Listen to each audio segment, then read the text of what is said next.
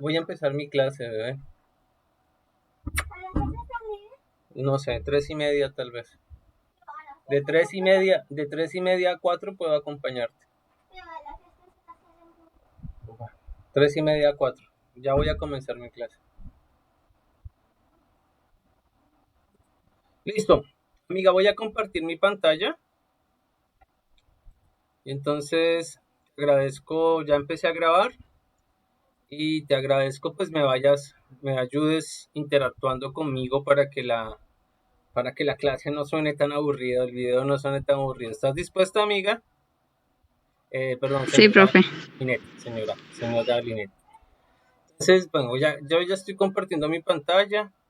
Te voy a contar. Esta es mi tesis sobre la historia del trabajo. Entonces es como, sería un resumen que yo podría darte sobre en lo que he aprendido es la historia del trabajo. Y entonces yo creo que uno podría comenzar mirando el Génesis.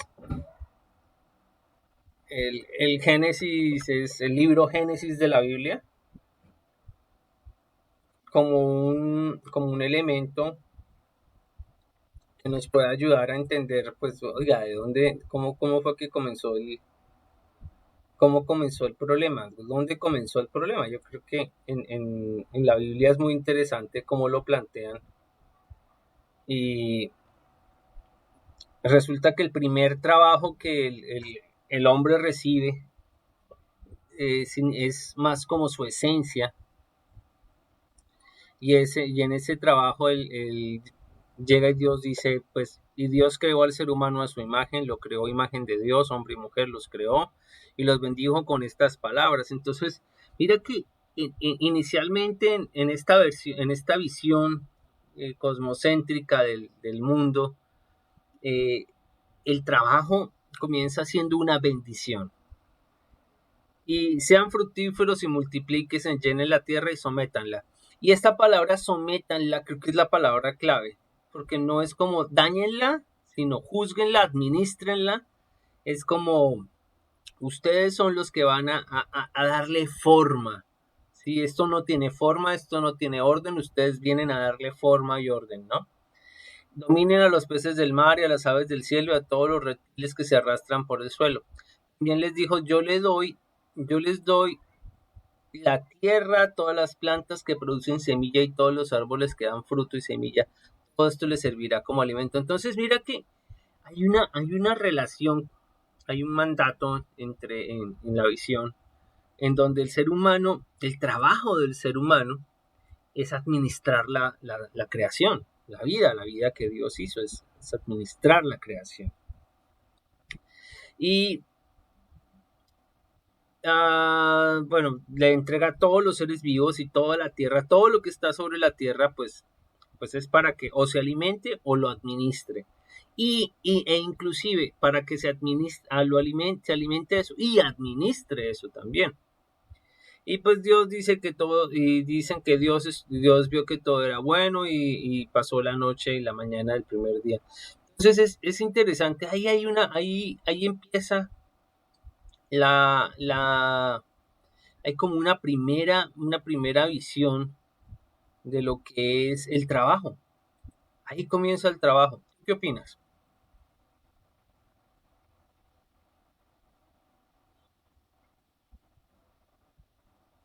Pues sí, porque pues como dicen, sométanlo es como que, por ejemplo, o sea, hace tiempo se veía, al principio, bueno, aún se ve, o sea, había mucha esclavitud y todo eso, entonces pues decían, no, todo como lo manda Dios, como dice la Biblia, entonces pues en eso se basaban cuando no debía ser así, porque eso no, malinterpretaron lo que dice en la Biblia, por decirlo así, ¿no? Sí, sí, pues eso mismo pienso yo. ¿Mm? Y entonces, ah, aquí en la Biblia aparece otro pasaje en Génesis 2 donde habla, bueno, habla ya del huerto del Edén y esto. Y, y hay una cosa interesante. Entonces Jehová, Dios formó al hombre, el polvo de la tierra, bueno, creó al hombre, empieza todo este relato de cómo la génesis del ser humano. Y dice, Jehová Dios plantó el huerto del Edén al oriente, puso allí al hombre que había formado, Jehová Dios hizo nacer de la tierra todo árbol. Ahí está como narrando esa génesis del mundo, de lo que existe. Y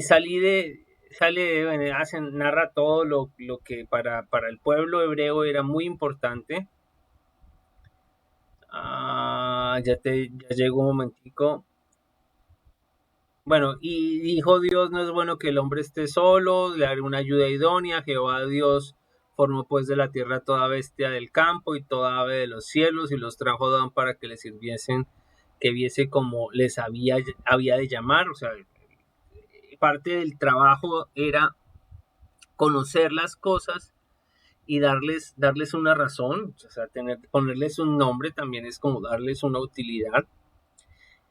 Y puso a Adán nombre a toda bestia, ave de los cielos y a ganado del campo, más Adán no, bueno, este es el cuento de Adán se siente solo, o sea, Adán quiere tener progenitura porque desde un poco desde esta interpretación también la propuesta de Eva no solo es una mujer, Eva significa la capacidad que empezó a tener la humanidad de procrearse y, y a partir de esto Dios crea a la mujer, pero Dios le crea al ser humano la capacidad de procrearse y dice que se unirá a su esposa y serán uno solo, una sola carne. Y estaban ambos desnudos, y Adán y su mujer, y no se avergonzaban. Esta palabra de no se avergonzaban es clave en el relato. Y dice, pero la serpiente era astuta más que los otros animales del campo que Jehová había hecho, la cual le dijo a la mujer, con que Dios os ha dicho, no comáis del todo árbol del huerto. Entonces sí, la mujer le respondió a la serpiente, del fruto de los árboles del huerto podemos comer, pero del fruto del árbol que está en medio del huerto dijo Dios, no comerás, ni lo tocarás para que no mueras. Entonces la serpiente dijo, ¿morir? Si no, que sabe bien Dios que el día que ustedes coman de ese árbol, sus ojos serán abiertos y verán como Dios, y serán como Dios, serán como Dios, sabiendo el bien y el mal. Y vio la mujer que el árbol era bueno para comer. Bueno, está todo el cuento. Así, lo fue mirando y se fue diciendo, uy, qué interesante, y se lo comió. Y también le dio al Adán. Y entonces fueron abiertos los ojos de ambos, esto es una metáfora, y conocieron que estaban desnudos. Y entonces, mira que en la Biblia la palabra conocer se utiliza no solo para... Aquí hay alguien entrando. No solo en el sentido de saber, de ver, de observar, sino también en el sentido de integrarse con. Y entonces dice, tal se conoció a su mujer y eso quiere decir que sellaron el matrimonio, se integraron. Y entonces en este relato dice que ambos conocieron que estaban desnudos, se integraron con la idea de estar desnudos, de que algo les hacía falta. Entonces consiguieron hojas de higueras, hicieron delantales. Bueno, ese es el cuento de que algo empezó a cambiar en ellos cuando comieron del fruto del árbol del conocimiento del bien y del mal. O sea, comer significa alimentarse, no solamente era como morderlo, uy, qué pecado, no, empezaron a alimentarse de hacer lo bueno y hacer lo malo. Y entonces esa relación de alimentarse de lo bueno y lo malo fue rompiendo las cosas. Y dice, bueno, y oyeron la voz de Jehová que estaba en el huerto, el aire del día, y el hombre y su mujer se escondieron de la presencia de Jehová y Dios entró en los árboles. Están diciendo, bueno, empezaron a esconderse. Mas Jehová Dios llamó al hombre y le dijo, ¿dónde estás? O sea, ¿cómo te puedes esconder tú de alguien que lo ve todo, que está en todas partes? Y empieza un relato aquí donde Adán le echa la culpa a Eva le echa la culpa a la serpiente y Dios expulsa a la serpiente. ¿Listo? Y entonces en todo este relato empieza a haber una relación en que Dios le dice al ser humano, venga, es que como usted comió de ese árbol de lo bueno y lo malo, ahora usted hace lo bueno y lo malo, pues el Edén se acabó y no es un castigo. Mira que es interesante cómo más allá de un castigo se convierte en una consecuencia. Yo no sé si tú te has comido una bolsa, una bolsa entera de dulces o un montón de chorizo, yo no sé, pero a veces uno como que come cosas y le hacen daño. Y llega un momento en que se vuelve un hábito y el hábito hace que te hagas más y más y más daño y bueno, eso es. Y en este primer relato dice que en últimas tuvieron que salir del huerto, que todo lo bueno que tenían lo perdieron, no porque Dios los maldijo y es que Gaza, sino Él les dice, venga, al hombre le dijo, por cuanto obedeciste la voz de tu mujer y comiste del árbol que te mandé diciendo, no comerás del árbol, no comerás de él, maldita será la tierra por tu causa. Y entonces mira que él no maldice, no es una maldición, sino que el acto del ser humano al alimentarse de lo bueno y lo malo hace que la tierra sea maldiga, porque el ser humano empieza a hacer lo bueno y empieza a hacer lo malo, empieza a transportar petróleo por un iceberg y lo hunde y llena de petróleo todo y todos los animales se mueren, empieza a hacer bombas químicas, empieza a hacer matanzas, a matarse unos con otros. Mira, por causa de eso, por causa de esa metáfora, diga, más o menos, está diciendo que llegó un momento en que el ser humano decidió que estaba bien hacer lo malo y con dolor comerás de ellos todos los días de tu vida. Y entonces resulta que como ya no se escucha la voz del creador, de la voz del que inventó todo, entonces ahora todo es difícil. ¿Listo? Y como no sabes cómo funcionan las cosas, todo te va a producir espinas y cardos y comerás de las plantas del campo y entonces comenzó un lío. Y es lo que narra el Génesis, y es que llega un momento en que el ser humano se desconecta de todo y empieza a hacer lo malo y empieza a apoderarse del otro, pasa la situación con Caín y Abel, y después llega, que es lo que, a lo que voy a hacer mención en específico frente a la historia del trabajo, es que cuando Noé se baja de su barco, del arca, Noé se mete una borrachera brutal y pues dice que uno de los hijos lo vio desnudo y entonces Noé se molesta mucho y maldice al hijo, sí le da una maldición, y dice, ahora tú serás esclavo de tus hermanos. Y a partir de ahí, como que uno puede hacer un seguimiento de que hay una de las génesis del trabajo, más allá de esta relación con el mundo, con los dones, con los talentos, con la habilidad que tú tienes, uno de los génesis del trabajo está en, a partir de hacer lo malo, esclavizar al otro. ¿Tú qué piensas?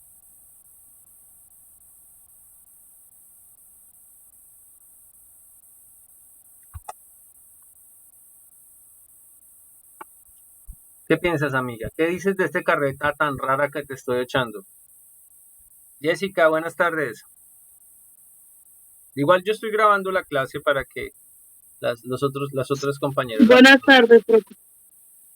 ¿Qué opinan de lo que les acabo de decir?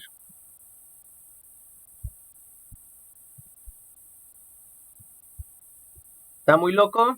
De lo de Adán y Eva, profe. Pues Profe, Sí, escuché la mitad, la verdad. casi. que está muy loca la idea. Es que ya ahorita lo último, sí, o sea, como que no entiendo pues sí, está que lo de Noé, que después de que se bajó del arca, que dio una borrachera, entonces ahí me confundí, no sé. Es que eso pasó, está en la Biblia. Y entonces cuando Noé, que no hay que olvidar que todo esto son metáforas. Entonces, cuando Noé baja del arca, se emborracha y uno de los hijos lo ve desnudo. Y Noé maldice a este hijo de él con esclavitud.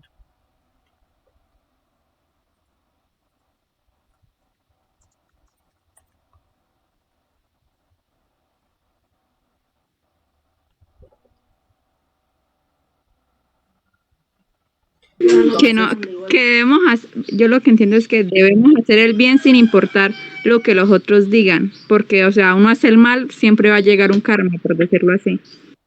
pero, pero pues bueno, el cuento más allá de una metáfora está en Génesis 9, Génesis 9, 18 al 26. El cuento más allá de una metáfora sobre lo bueno y lo malo, a lo que yo quiero llevar es que es el pueblo hebreo contando la historia del génesis de la humanidad, y una de las cosas que trataban de explicarse los antiguos es la esclavitud. Mira, dice aquí en el Génesis 18, y los hijos de Noé que salieron del arca fueron Sem, Can y Jafet, y Can es el padre de Canaán. De Canaán sale la línea de los hebreos. Y Seica, bueno, y dijo, y despertó Noé de su embriaguez y supo que le habían hecho su hijo, que le había hecho, bueno, mire. Entonces Sem y Jafet tomaron la ropa, la pusieron sobre sus propios. Después comenzó Noé a labrar la tierra y plantó una viña. Y bebió del vino, se embriagó y estaba descubierto en medio de su tienda. Y Cam, padre de Canaán, vio la desnudez de su padre y lo dijo a sus dos hermanos que estaban afuera. Entonces Sem y Jafet tomaron la ropa y la pusieron sobre los propios hombros, y andando hacia atrás cubrieron la desnudez de su padre, teniendo vueltos sus rostros, y así no vieron la desnudez de su padre. Es muy interesante esta metáfora. Después, y despertó Noé de su embriaguez y supo que le había hecho su hijo más joven, y dijo, maldito seas Canaán, siervo de siervos serás a sus hermanos. Dijo más, bendito por Jehová mi Dios sea Sem y sea Canaán su siervo. Y agradezca a Dios a Jafet y habite en las tiendas de Sem y sea Canaán su siervo. Y esta idea del Señor y el siervo es a lo que quiero hacer énfasis. Y esa idea del Señor y el siervo acompaña a la humanidad por toda la historia, aún hasta ahora, y pues voy a continuar con mi tesis sobre que estoy planteando sobre la historia del trabajo. Y este era el pueblo, y el pueblo había que explicar por qué algunos eran siervos y otros eran señores. Ahora sí me entiendes la idea, Ginette.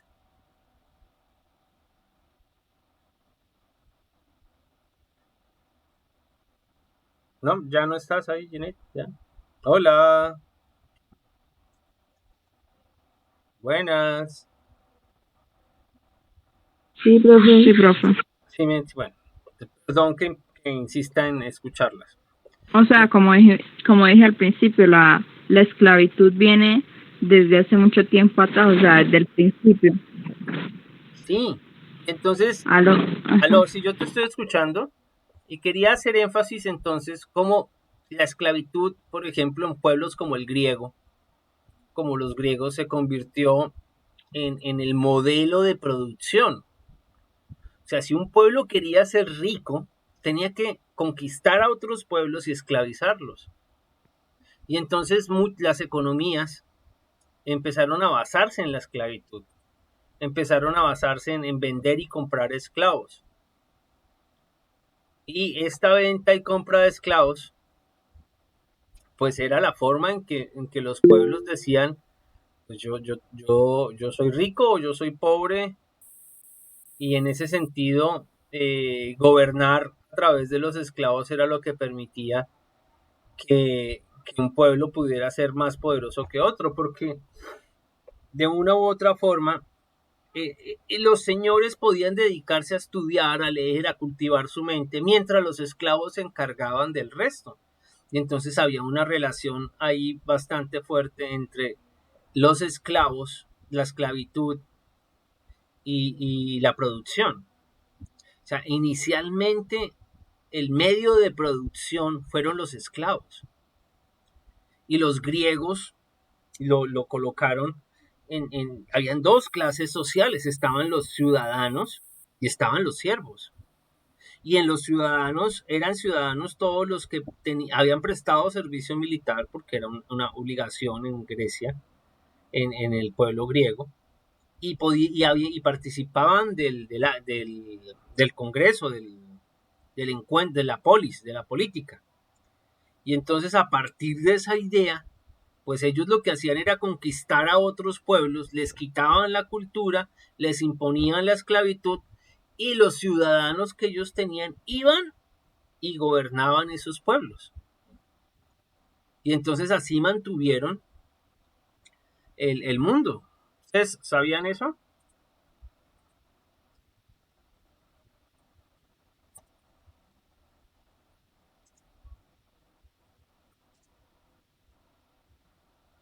Apareció un señor llamado Carlomagno. No sé si ustedes han escuchado de este señor.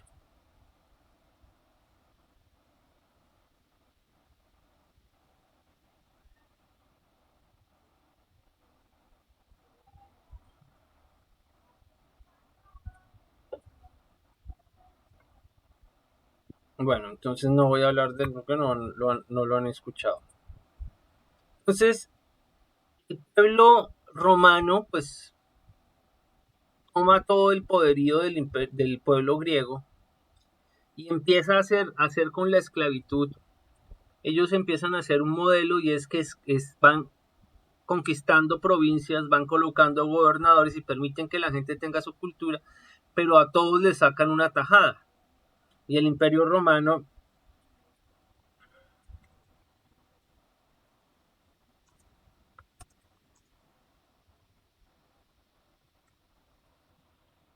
se fundamentó sobre la esclavitud y la servidumbre. Y ellos tenían miles y miles de esclavos. Yo creo que ustedes, no sé si ustedes han visto muchas películas donde pues los romanos tenían su montón de esclavos, y a partir de la esclavitud pues construían su sociedad. Entonces ellos tenían varios como clases sociales. Estaban los no ciudadanos, habían unos no ciudadanos que estaban libres, y unos ciudadanos no ciudadanos que eran esclavos.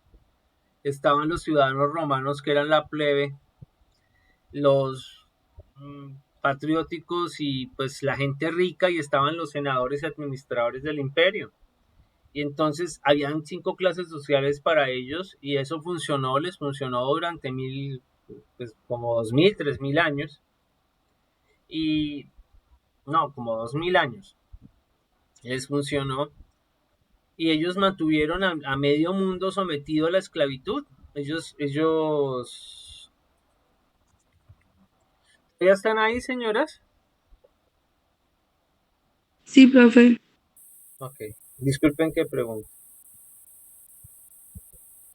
Ellos sometieron todo lo de rojo, y los otros pueblos, pues los que estaban arriba y los que estaban en la ruta de la seda, pues no se dejaron someter, pues no fueron tan fáciles de someter. Voy a mostrarles el mapa un poco más grande. Si aparece el mapa.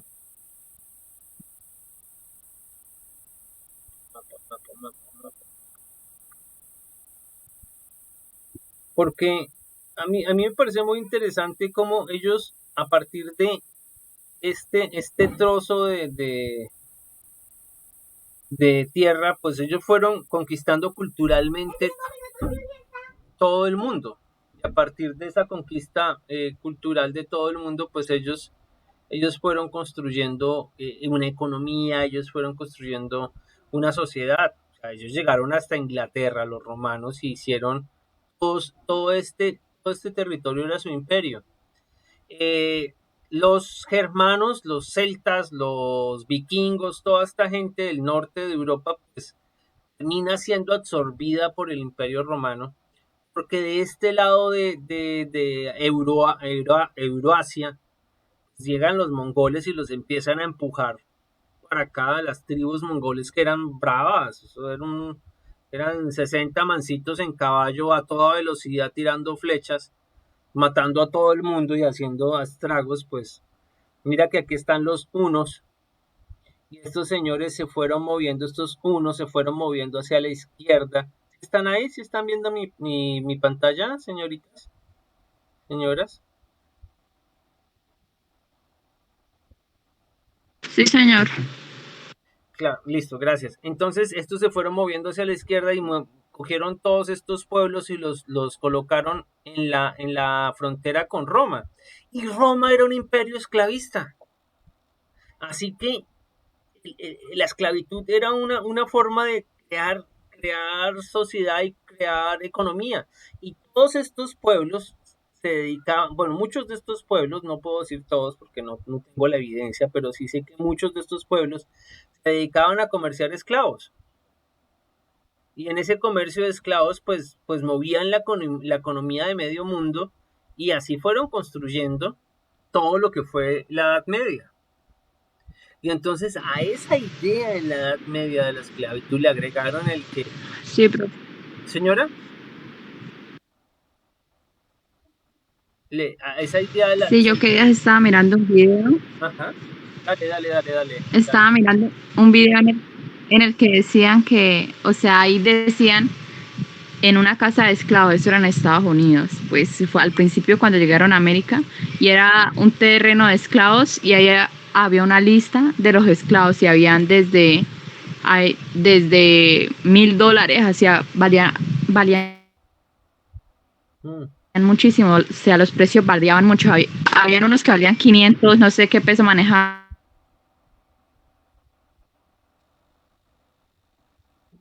sí, esa En ese lógica, tiempo eran los esclavos. claro, esa lógica de la esclavitud, pues mira que por eso hice el énfasis en mirar en el Génesis, porque esa, cómo explicar el que de un momento a otro pues apareciera la esclavitud. Y en esa idea de explicarla cómo aparece la esclavitud, pues viene todo el problema de, venga, y cómo cómo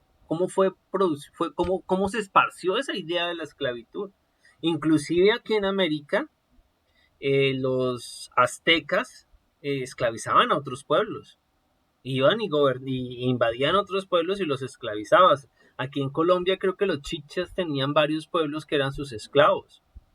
Y entonces esta idea de la esclavitud es una cuestión que se ha extendido y pues lo que yo quiero, a lo que yo voy es sobre todo en este relato de la historia de la esclavitud, del trabajo, es cómo el trabajo se convirtió en una obligación y empezaba a esparcirse esta idea de que el crecimiento económico está a partir del comercio y el comercio se fortalece a partir de los esclavos porque puedes vender más invirtiendo menos. El esclavo le tiras cualquier cosa de comer. Entonces esto fue así hasta 1798, más o menos. Y me refiero a así es. Hay señores y siervos y esclavos, ¿no? Pero pues el siervo tenía muchas veces la libertad de irse, el esclavo no. El siervo tiene un deber económico con su señor, el esclavo no. El esclavo es una propiedad, es una silla, es una mesa. Entonces su voluntad no tiene peso en el desarrollo de la cultura. Y entonces aparece en esa misma lógica, en 1798, la Revolución Francesa. Y la Revolución Francesa marca un punto interesante, es en el sentido de que llega y dice que eso que me está diciendo usted, que usted es rey porque Dios lo puso, pues yo no me la creo.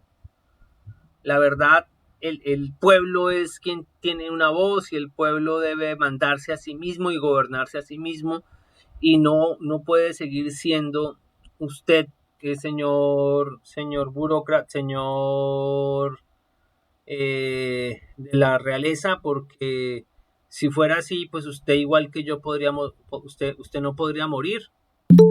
Y entonces estas personas en la Revolución Francesa pues cogen a estos señores y los empiezan a quitarle la cabeza. Y le quitan la cabeza a todo el que agarraron y a partir de ahí acaban con la nobleza francesa, acaban con un montón de personas y los juzgan por los crímenes cometidos contra el pueblo, porque el pueblo francés en ese momento tenía muchísima hambre y los gobernantes de los reyes de ese momento lo único que mostraron fue indiferencia, como que no, pues eso no es problema, esos son animales, a quién le importa lo que un animal piense. Y estos señores pues se dedicaban a gastar comida y entonces, pero una característica de la Revolución Francesa es que no es una revolución, pues mayormente los que quedan ganando ahí son los comerciantes y los burgueses. Y quedan ganando que pues ganan el que ellos son los que van a gobernar a partir de ese momento.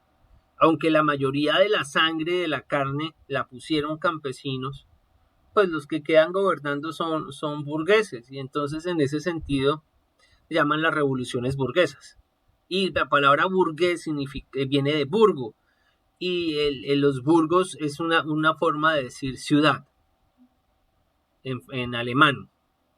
Entonces, la Revolución Francesa plantea, ya no plantea dos tipos de sociedad, están los señores y los siervos, que era el primer tipo de sociedad con el que pues uno se acostumbró desde la antigüedad. Mira que Noé dice, mira, tú Cam, vas a ser esclavo, vas a ser siervo de tus hermanos. Y ahí crea dos clases sociales. En ese momento crea dos clases sociales, el siervo y el señor. Con la Revolución Francesa se crea una tercera clase social y es los burgueses. Y están toda la monarquía, están los burgueses que son los comerciantes y están los siervos. Y más abajito están los esclavos. Pero realmente hay dos clases sociales. Entonces hay una relación fuerte entre los comerciantes y la burguesía, porque pues la burguesía tenía el dinero y tenía la propiedad sobre la tierra y los comerciantes necesitaban seguir comerciando. Y la burguesía poseía el monopolio de las armas en muchos de los países. Y entonces, ¿sí me siguen? ¿Sí están conmigo o ya las aburrí? Cuéntenme. Sí, estamos. Yo acabo de llegar. Pero sí estás entendiendo algo o estás a punto de dormirte. Sí, cuéntenme para saber si voy por buen camino o paro, ¿qué hago? Cuéntenme. Ay, profe, yo acabé de llegar. Bueno, entonces yo sigo mi explicación. Siguen existiendo dos clases sociales, básicamente. Entonces, la Revolución Francesa da cabida a algo que llaman las guerras napoleónicas.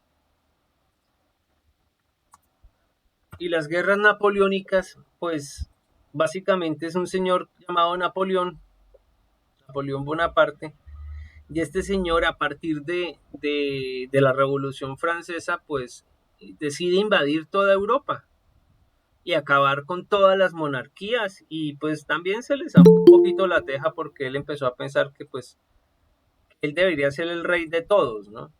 Entonces se le zafó la teja un poco al man.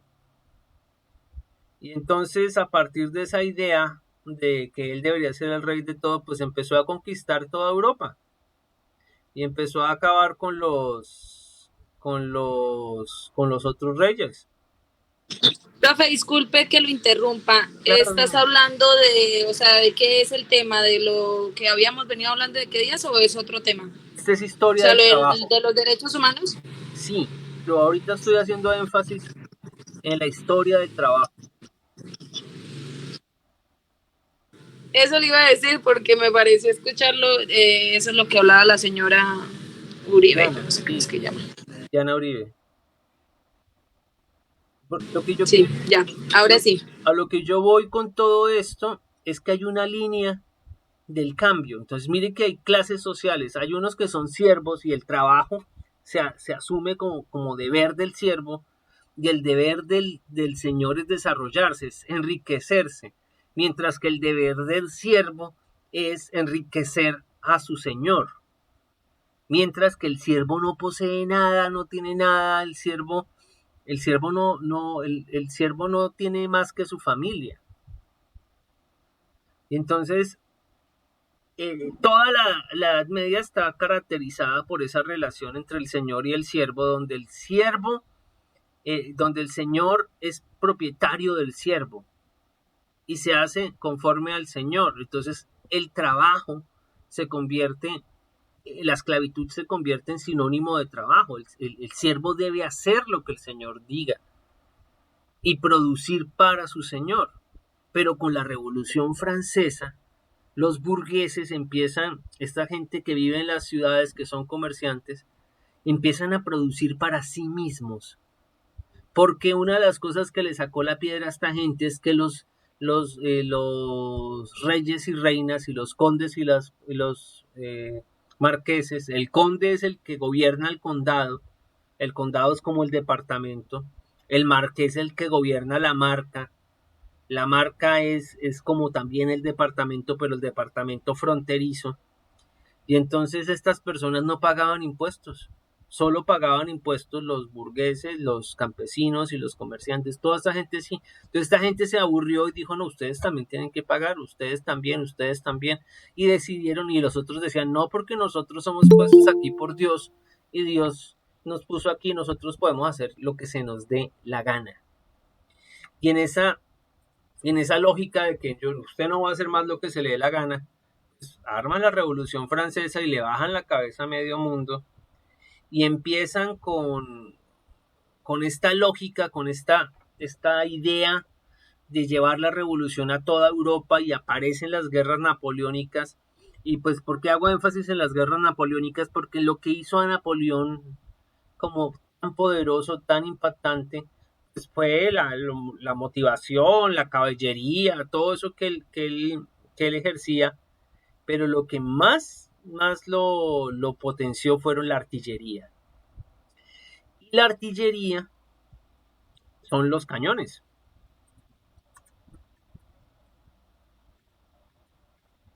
Y en esta lógica de la artillería, pues el man era un experto en colocar los cañones, el man era un experto en movilizar rápidamente los cañones, en movilizar rápidamente las cosas.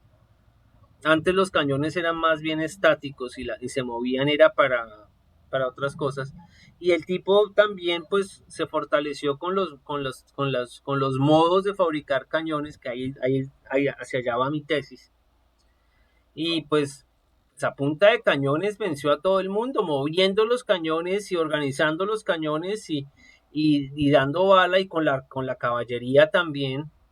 Y entonces, mientras el otro ejército apenas estaba medio acomodando, este man llegaba y colocaba 50 cañones y disparaba, y después los movía y disparaba, y después movía y disparaba, movía y disparaba. Y llegó un momento en que estos viejos guerreros estaban acostumbrados a enfrentarse en caballería al otro, y que los cañones eran para hacer asedios a ciudades, y Napoleón los utilizó para enfrentarse a sus enemigos y darles en la mula a todos. Y es que si tú colocas un cañón en línea recta y vienen 50 personas, mínimo te llevas a 10. Y mientras te llevas a las 10, las otras 20 que estaban al lado se asustaron, y eso te da tiempo de recargar, y tú recargas y te llevas a otros 10, y así hasta que te llevaste el resto. Y pues esa lógica, miran cañones inclusive pequeños, esa lógica de los cañones de la artillería, pues hizo que Napoleón le diera en la jeta a todo el mundo. Y al darle en la jeta a todo el mundo con la artillería, pues, hasta que le llegó Waterloo a don Napoleón, la Europa de ese momento, la Europa que estamos hablando de todo este pedazo de acá, se empezó a preguntar, bueno, ¿y ahora qué hacemos? Porque habían llegado también los turcos hace un tiempo y habían dado leña, y pues el Europa de ese tiempo era esta parte de aquí que monopolizaba las rutas comerciales y había monopolizado por el impacto de sus armas medio mundo. Ellos eran gobierno, pertenecían, medio mundo les pertenecía. ¿Y ahora qué hacemos? Entonces todo el mundo se convenció de una sola cosa: nosotros tenemos que tener los mejores cañones. Y empezaron a desarrollar la metalurgia. Y en la metalurgia algo que impactaba claramente eran los altos hornos. Y los altos hornos pues son la forma en que conviertes el acero, el hierro en acero y el acero en piezas. Yo ya les he mostrado videos sobre altos hornos. Buenas. ¿Sí están ahí, amigas, o no están ahí? Buenas. Señoras, ¿no están? Las materias primas que ingresan al alto horno son mineral de hierro en forma de pellets, carbón de coque, fundentes como caliza u óxido de manganeso, aire enriquecido con oxígeno y gas natural. El alto horno está constituido por dos troncos de cono, el superior, cuba, y el inferior, etalage. Sobre la cuba el tragante lleva un doble cierre para impedir que escapen los gases. La parte más ancha del horno se llama vientre. Debajo del etalage se halla el crisol, donde se recogen el hierro fundido y la escoria. El alto horno se construye en acero revestido interiormente de ladrillos refractarios que deben resistir el calor y la erosión producida por el descenso de las cargas y por las reacciones químicas en su interior. La carga del material ingresa por el tragante, donde la temperatura en contacto con el coque forma y de esta manera produce el fenómeno de reducción. Esta es la manera en cómo funden el hierro. A partir de que el hierro está fundido, tiene que pasar, ya te muestro un video de fundición.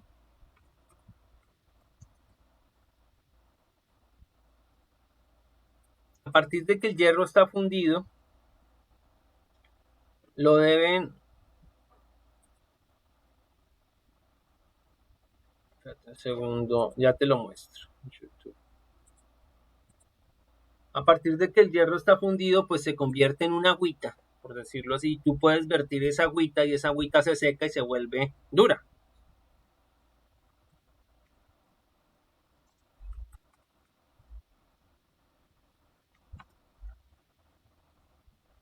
Y entonces mira que tú, por ejemplo, este me gustó la otra vez que lo vi.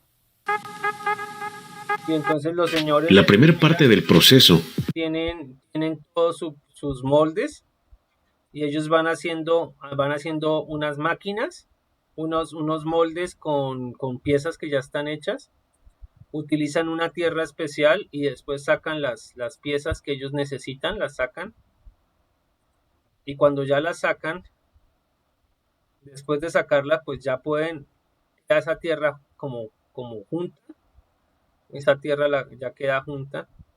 Y a partir de que ya queda junta, le echan el hierro encima, el hierro como agua. Y cuando ya el hierro está como agua, lo que hacen, un segundo te muestro, y ahí está el hierro como si fuera líquido, se lo echan encima de ese molde y después de echarle el hierro fundido en ese molde, pues pueden producir esa misma pieza que tuviste ahorita, la pueden sacar por 50, 60 piezas. Mira, la misma pieza, hicieron 10, 15 copias en un momentico.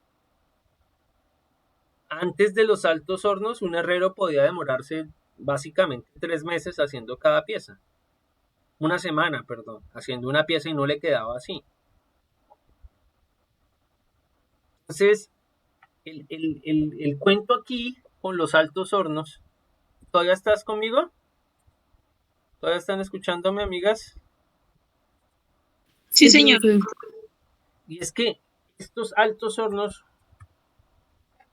en la primera revolución industrial, pues, significaban que todo este cuento, toda esta vaina había que moverla a mano y había que meterle gente que la moviera.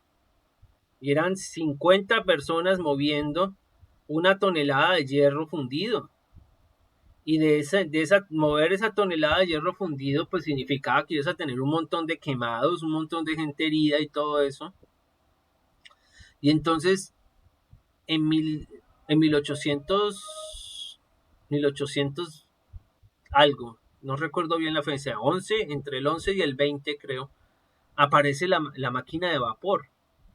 Y entonces la máquina de vapor se convierte en la forma de mover el alto horno. O sea, multiplica por 10, por 15, por 20 la capacidad que tenía un alto horno de producir hierro. Y en ese sentido aparece la primera revolución industrial. Y la primera revolución industrial estaba caracterizada por grandes máquinas, por miles de máquinas, porque tú podías fundir una máquina rápidamente, tú podías hacer la fundición de las piezas y repetir y repetir y repetir y mecanizar mucho más rápido. Y eso significaba que quien tuviera un alto horno, o sea, esos son los señores, los aristócratas, las personas ricas, que eran los que tenían el dinero, y los burgueses, un siervo no tenía dinero para hacer un alto horno, podría hacer una fábrica y en esa fábrica producir lo que él quisiera. Botones, vasos, ropa. Y en ese sentido, pues, aparece la revolución industrial. Y una de las cosas interesantes de la revolución industrial es que, por ejemplo, la gente estaba en los campos, ¿no? Llamaban cultivos de campos abiertos. Y en los cultivos de campos abiertos en el 700, pues le pertenecían al marqués, al conde, y todos trabajaban ahí para el marqués y el conde y la gente vivía bien. Pero con la aparición de las máquinas, un tractor, ya te muestro un tractor, yo tengo varios aquí. ¿Qué opinan de la historia que les estoy echando? ¿Qué les parece? Mientras encuentro el tractor. Buenas. Que, pues, profe, que sí, que es muy cierto. Igualmente ya con la aparición de máquinas, pues yo creo que eso usted no lo va a comentar más adelante. Un poco el trabajo de esclavitud se va a disminuir. La esclavitud que hay ya con la invención de máquinas va a disminuir. Como usted dijo que una tonelada de acero fundido le tocaba moverlo a las personas, entonces ya con invención de máquinas ya eso no le toca a las personas, ya las personas tomarían otros trabajos. Sí, aunque la OIT demora tiempo aboliendo la esclavitud infantil, porque no todo el mundo tenía acceso a la máquina. Mira aquí, este es un video, a mí me trama mucho, de un tractor a vapor. A mí es muy diciente este video. Mira, es una máquina a vapor gigantesca y tenían una capacidad y una fuerza, pues, grandísima. Un motor de estos podía mover 200 toneladas y pues no se mueve rápido, pero sí tiene una fuerza inmensa. Y si tú miras, pues apenas este vehículo aparece en los condados, en los condados, en las marcas, rápidamente 100, 200 personas que trabajaban arando, pues ya no son necesarias. Tú ahora lo que necesitas es un tractor a vapor. Y con un tractor a vapor multiplicas tu capacidad de arar. Puedes arar el doble de tierra, puedes preparar el doble de tierra, puedes usar el doble de semilla en la mitad del tiempo. Y eso cambió el mundo. Esto cambió el mundo. Los condes, los marqueses le dijeron a la gente, venga, si usted quiere quedarse aquí con nosotros, demuestre que usted tiene la capacidad de cercar su tierra. Si usted no puede cercar su tierra, usted tiene que irse. Y un montón de gente tuvo que irse porque no demostró tener la habilidad técnica necesaria para estar en el nuevo mundo. Y el nuevo mundo era una producción mucho más rápida, una producción más mecanizada. Y esta imagen del tractor cambió el mundo. Entonces, ¿qué opinan?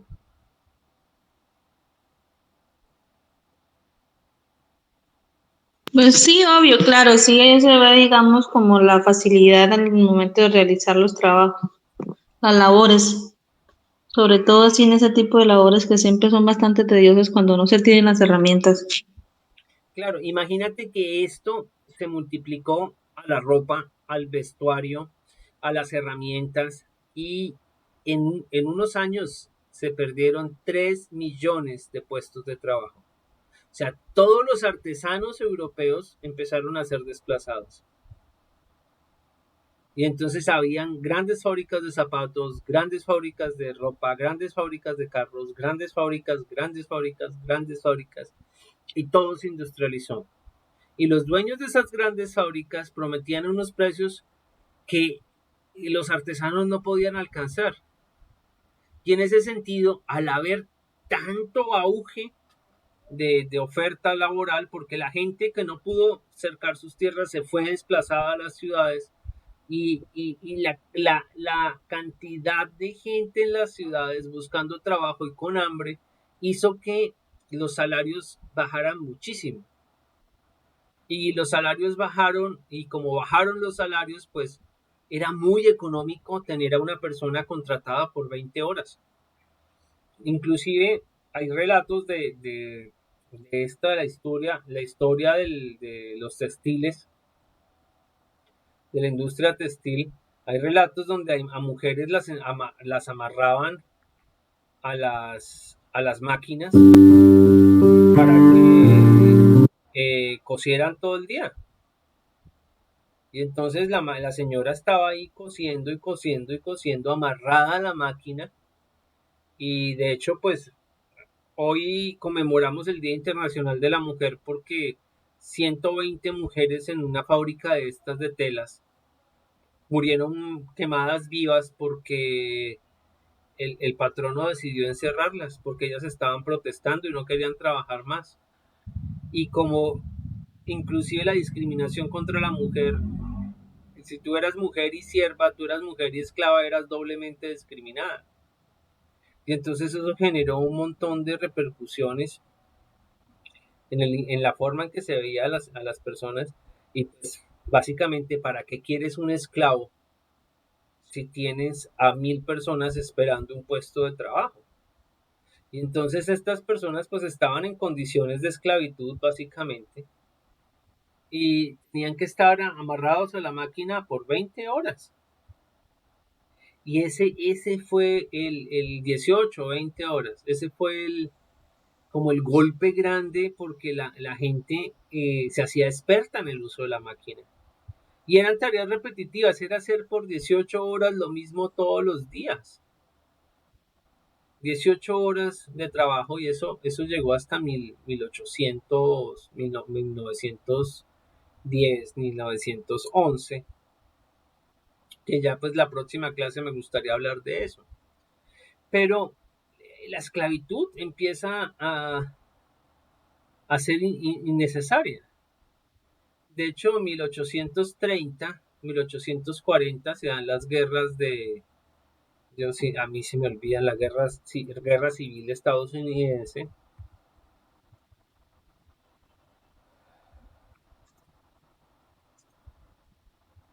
Venga, que no se me olvide Y pues la guerra civil estadounidense, Estados Unidos, bueno, 1861 a 1865. Y la gran premisa de esta guerra es abolir la esclavitud. Y es que mucha gente dice, venga, es que, pues que no podemos seguir teniendo esclavos. Y los estados del sur que eran esclavistas y que no se habían industrializado, que no tenían este tipo de mano de obra industrial, pues se fueron en guerras contra los del norte y hubo un proceso de, de acabar con la esclavitud. Sin embargo, pues es todo pues es toda una historia, ¿no? Porque 60 años después, pues había otra guerra porque el modelo de relacionamiento entre los señores y los siervos, los empleadores y los obreros, entre el señor de la fábrica y el proletariado, pues seguía siendo el mismo, ¿no? O sea, era una relación donde el señor que tiene dinero cree que el otro no es persona y por tanto lo esclaviza. Y pues bueno, de hecho se les llama proletariado porque la única posesión que tienen es la prole es la familia. Y en el sentido de que ese es el único posesión que tienen, pues la gente la medían por sus posesiones. Y aunque la Revolución Francesa, aunque la Carta de Virginia, aunque muchas otras cartas habían hecho un énfasis en que todos los seres humanos somos iguales, pues económicamente eso no era así. Y yo quiero dejar hasta aquí. Es como una apertura a lo que para mí es la historia del trabajo, porque del periodo este antiguo, del que solamente llegan relatos orales, al periodo histórico donde ya se empieza a escribir, donde están los griegos y se empiezan a escribir cosas, hasta más adelante, pues habían dos clases sociales, los señores y los siervos. Y el trabajo era eso que tenían que hacer los siervos. Ahora, en la revolución industrial, el trabajo lo hacen los señores y lo hacen los siervos, pero los señores se lucran más del trabajo y son propietarios de los medios del trabajo.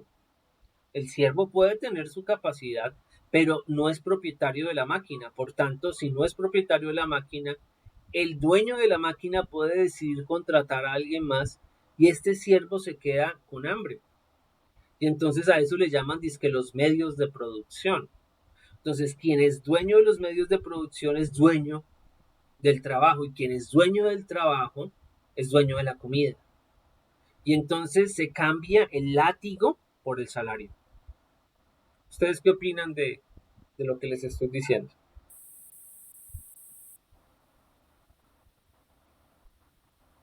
Que a lo largo de los años han habido muchos cambios, o sea que así uno diga no, fueron pocos, pero no, o sea, hubieron cambios extremos. Pues sí, tuvo que pasar mucho tiempo, pero fueron muchos cambios. ¿Qué piensan los demás?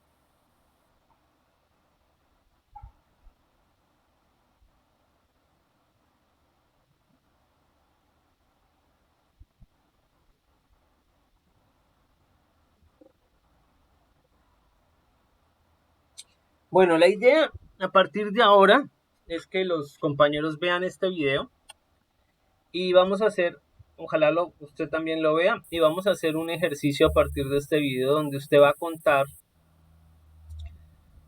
qué importancia tienen los derechos humanos en la historia del trabajo. Porque ustedes ya vieron, usted puede comparar lo que narraba Diana Uribe con lo que yo narro ahorita.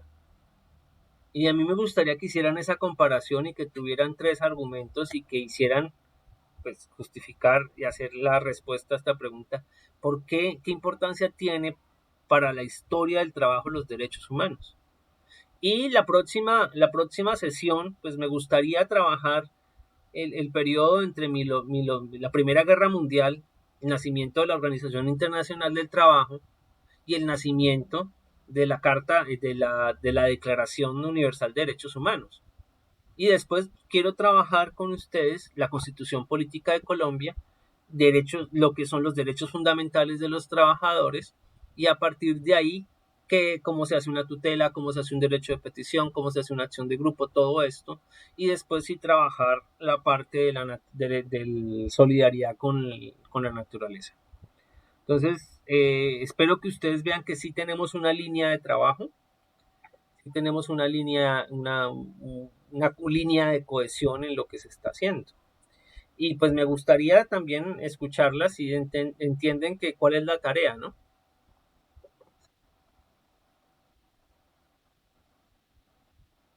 Buenas. Sí, estamos de acuerdo con la tarea. ¿Qué pena?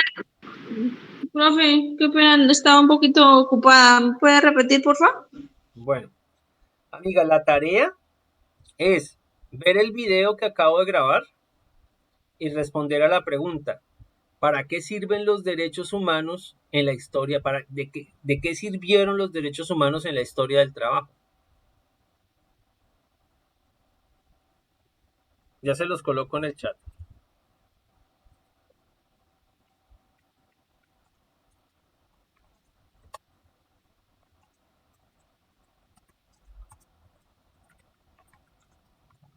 Profe, ¿me hace el favor y me repite? No le entendí la última parte.